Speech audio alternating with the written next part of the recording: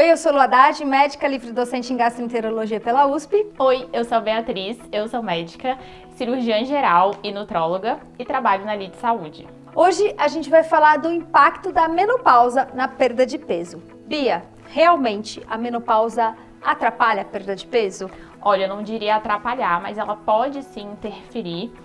Mas é possível sim com estratégias alimentares, atividade física, acho que reconhecendo, até mesmo através de exames bioquímicos, né, os exames de sangue, como que a gente pode analisar, olhar, ver as especificidades de cada um, mas de um modo geral pode interferir sim, principalmente por causa do estrogênio. Bom, então vamos explicar um pouquinho para o pessoal que está em casa qual o papel do estrogênio e o que acontece com ele na menopausa, né? Perfeito, vamos lá. Então o estrogênio, a gente sabe que nós temos níveis maiores desse hormônio, a nossa corrente sanguínea, em nós mulheres, no período do menarqueme, que a gente chama, né? Que é ali a parte da nossa fase reprodutiva. A partir da menopausa, nós temos a redução desse hormônio. E esse hormônio, ele faz parte, por exemplo, da captação da glicose pela nossa massa muscular. E aí, com isso, é algo que, enfim, isso é algo que o músculo utiliza, o tecido muscular utiliza, para ele ser, enfim, produzido, para o nosso corpo pegar ali nutrientes, enfim, e melhorar ali a produção desse tecido. Bom, a gente entendeu então que um dos fatores que levam a uma dificuldade maior de perda de peso é essa questão então do estrógeno, né? Que vai diminuir naturalmente, é algo que acontece por conta da menopausa. Tem mais alguma coisa que acontece na menopausa que também prejudica ou essa questão hormonal é a principal? Acho que é algo que vale dizer não só para o sexo biológico feminino, mas também para o masculino, que nós temos a partir de 30 a 35 anos o que a gente chama de resistência anabólica. O nosso corpo, a cada década de vida a partir dessa idade, ele vai reduzindo cerca de 8% da massa muscular a cada 10 anos. E a massa muscular, a gente sabe que ela é a grande responsável pelo funcionamento do nosso corpo. Se a gente está aqui conversando com você, cordas vocais, é uma musculatura, eu tô aqui respirando para conseguir falar, então eu tenho meu diafragma, tudo isso é músculo. Então, quando a gente reduz a nossa musculatura no geral, a gente tende a ter um funcionamento mais lento do nosso corpo. Então, pode-se dizer que o metabolismo ele vai se lentificando. Bom, então eu já consigo imaginar que uma das estratégias envolva atividade física e ganho de massa muscular. Então, acho que nessa fase, então, a ênfase tem que ser muito para musculação, treino de força, até mais do que treinamento aeróbico, se a gente quer, então, rebater um pouquinho esse efeito que seria natural da passagem do tempo. Concordo, de fato. A melhora da massa muscular, ela é essencial. Né? Não somente pela questão de você analisar numa balança de bioimpedância o quanto de músculo eu tenho no corpo, enfim, mas até mesmo tudo o que a gente faz, né? Atravessar a rua, pegar compras pro supermercado, brincar com o neto, todas essas coisas. Nós utilizamos a musculatura não só desses órgãos, enfim, que eu falei, mas também a musculatura esquelética, então dos membros, das pernas, membros superiores e por aí vai. Então, colocar, sim, treinos de resistência muscular ao longo da sua semana é uma das formas de verdadeiramente acelerar o seu metabolismo e melhorar ali o seu emagrecimento. Então a gente já viu uma primeira estratégia que vai ajudar a não ter os prejuízos que as mulheres acabam esperando, né, na menopausa. Mas eu vou te trazer uma dúvida que eu tenho certeza que as pessoas em casa já ficaram depois que a gente falou da questão do estrógeno, que é em relação à reposição hormonal. Se seria então uma estratégia interessante também aí para evitar ganho de peso, ou se isso ainda não é algo estabelecido? Cada caso é um caso, né? Existem indicações e contraindicações absolutas ou relativas, como a gente fala na medicina, e entender, né? Então, a pessoa tá na menopausa, tá no climatério, quantos anos foi isso, tem um histórico, enfim, às vezes um tabu, pessoas falam, já teve câncer de mama, alguém na família com câncer de mama, será que eu posso fazer reposição ou não? Então, isso eu acho que é uma análise que deve ser feita ali com um médico capacitado para isso, que vai saber te orientar. Mas independente da reposição hormonal ou não, o seu tripé, aquilo que vai sustentar e sustentou o seu corpo ao longo de toda a vida, que é a alimentação, exercício e sono, é o que a gente vai priorizar aí durante a menopausa. Então, na verdade, a questão da reposição fica a ser definida aí pelo ginecologista. Só acho que uma coisa importante é a gente explicar para o pessoal em casa a diferença de climatério e menopausa, né? Que eu acho que é uma dúvida que também muita gente vai ter, assim. Verdade.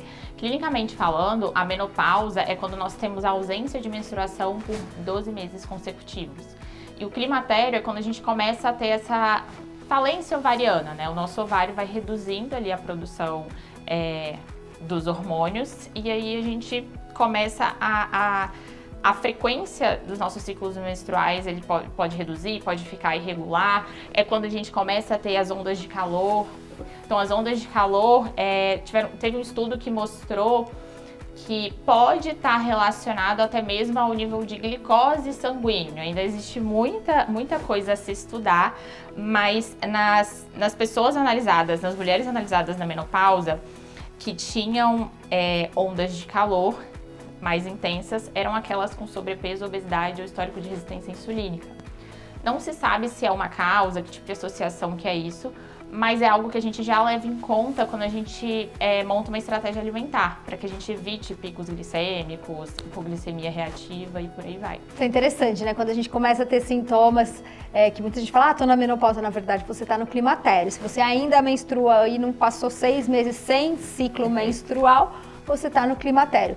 A partir de 12 meses sem nenhum ciclo menstrual, nenhuma menstruação, aí sim você de fato já está na menopausa. Mas os sintomas começam lá atrás, né? Que é quando você começa a ter essa identificação de que em algum momento a menopausa vai chegar. Mas o climatério tem uma duração super variável, né? Super. Então algumas mulheres passam alguns anos até, talvez, no climatério. É verdade. Bom, Bia, vamos lá. A pessoa, então, inevitavelmente, todas as mulheres vão passar por essa fase, climatério e menopausa. Tem estratégias naturais, por exemplo, com alimentação, onde ela pode melhorar, reduzir sintoma? Com certeza.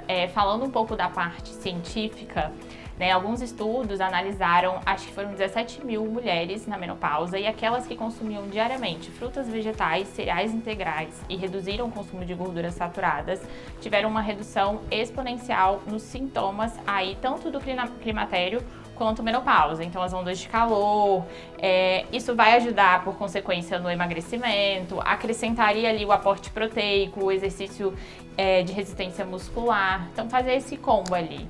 Então, ou seja, essa fase é uma fase onde pode ser interessante ter um acompanhamento profissional para que você organize todos esses aspectos, né, da sua vida, tanto alimentação, sono, atividade física, treino, para que você passe por ele de uma forma mais tranquila, né? Sim, com certeza, até porque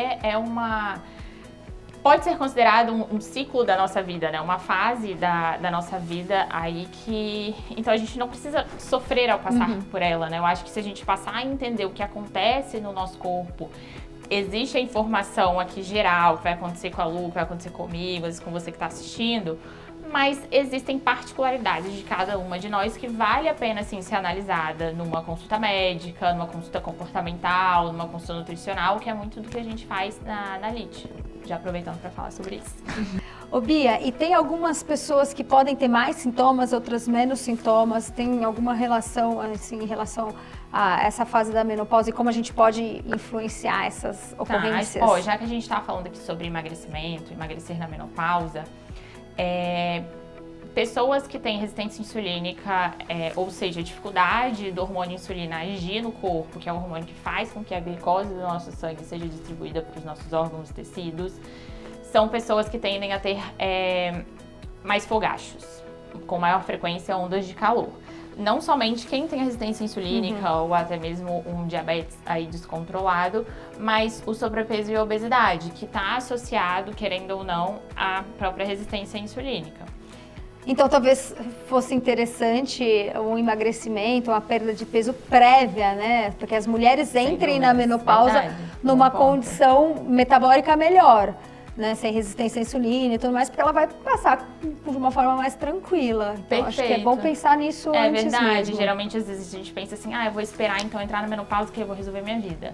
Na verdade, não. Já começa antes que as coisas vão fluir de uma forma mais natural, assim, bem importante falar disso mesmo. Muitas pessoas falam também, tá em voga, né? Falar o índice glicêmico de uma refeição, o quanto de açúcar que tem naquilo que eu como. E a gente sabe que vê cada vez mais que a manutenção de níveis de açúcar no sangue, né? A nossa glicemia, níveis adequados, níveis fisiológicos, são capazes de evitar essa tal da resistência insulínica no futuro. Porque muitas vezes, né, se eu começo a ter vários picos glicêmicos, muita glicose no meu sangue, meu pâncreas, que é o nosso órgão que produz a insulina, ele vai ter que trabalhar mais. E às vezes isso vai gerar um excesso de insulina que, a despeito disso, eu não consigo mais reduzir a minha glicemia, que é quando a gente chama de resistência à ação desse hormônio, a resistência insulínica. Então, pensar na alimentação, não só na história ali a gente falou sobre frutas, vegetais e tudo, mas a combinação desse alimento. E muito disso a gente consegue fazer numa consulta, a gente faz isso na LIT, que é entender, eu vou comer uma fruta, sei lá, que é interessante eu comer uma proteína, às vezes a gente vai num café logo pela manhã e fala, eu vou comer uma fruta primeiro e depois eu como um ovo. Não, o ideal é você fazer ali o contrário, você comer uma proteína, uma fibra e depois a fruta de sobremesa. Que isso evita um pico glicêmico. Exatamente. Então a combinação, a harmonia, inclusive falando de alimentação, isso vale sim para quem está na menopausa, é como que a gente constrói essa tal da alimentação saudável. Você tem ali a quantidade dos alimentos. Então, se você vai comer uma unidade, você vai comer quantos gramas de proteína é bom pra mim, então a gente precisa saber dessa quantidade. A qualidade, você tem carboidrato, você tem proteína, você tem gordura, falando de macronutrientes. A distribuição deles ao longo do dia e por refeição. E qual o ciclo de vida que você tá. Então, se a gente tá aqui na menopausa, pode ser interessante a gente otimizar o ajuste dos alimentos para favorecer esse momento, esse ciclo de vida que a pessoa tá. E quem tiver na LIT vai conseguir fazer tudo isso com acompanhamento, porque não é fácil, né? Eu falo que comer é algo que a gente faz todo dia, entendeu? Então a gente não tem escapatória. E eu acho que você saber que você não tá sozinha nessa, isso é incrível. Então isso tem muito na LIT, sabe? Nós somos ali a família LIT, que eu falo, e tem outras pessoas que estão na mesma situação que você, não é ali uma experiência, um processo solitário e tudo mais. E com certeza, não só na consulta médica, a consulta nutricional é mega importante. Então, às vezes, se você tiver alguma alteração de paladar com o passar da idade, às vezes começa a ter aquela, ser indigesto uma proteína, alguma coisa assim, nós temos opções com a nutrição da gente ajustar isso. O próprio comportamento, né? Então, nossa, Bia, eu nunca fiz musculação, e agora? Ciências comportamentais, vamos lá. Por quê? Será que a gente consegue organizar no seu dia a dia, né, um melhor horário para você treinar e por aí vai? Bom, e falando sobre como, já que tocamos no assunto LIT, como que a LIT atua, né, com os nossos clientes que estão na menopausa, é de uma forma totalmente ali integrada. Então você tem que associar tudo isso pro cotidiano da pessoa. Às vezes a pessoa tá trabalhando, mudou de trabalho, com quem que essa pessoa mora. Isso é importante, né? Porque às vezes tem já um hábito bem inserido ali, que foi desde a vida adulta e agora passando na menopausa e tudo. Então às vezes mudar um pouco pode ser interessante, às vezes são detalhes que fazem a diferença. Então, por exemplo, eu não como nada no café da manhã. Só de você mudar isso, às vezes você consegue ter um resultado. E muitas pessoas falam, né? Mas eu já tentei de tudo, eu já fiz várias dietas, eu já fiz de tudo. Mas tenho certeza que você nunca testou o que funciona melhor pra você. Porque é isso que faz a diferença. Quando a gente vai fazer uma dieta, alguma coisa assim, a gente sempre tá pegando algo que tá pronto pra alguém. Então, se eu pego, claro, eu tenho eu não vou fazer uma invenção, né? Uma invenção de moda. Eu pego ali o que a gente estuda e vê que funciona, beleza? E eu vou aplicar isso pra você. A sua resposta, ela vai me dizer muito. Então, independente da idade que você esteja, estou na menopausa, você vai ter uma resposta e você vai conseguir aprender com ela. Por exemplo, a minha mãe, que já está na menopausa, ela passa na LIT. Entregou a mãe. Entreguei.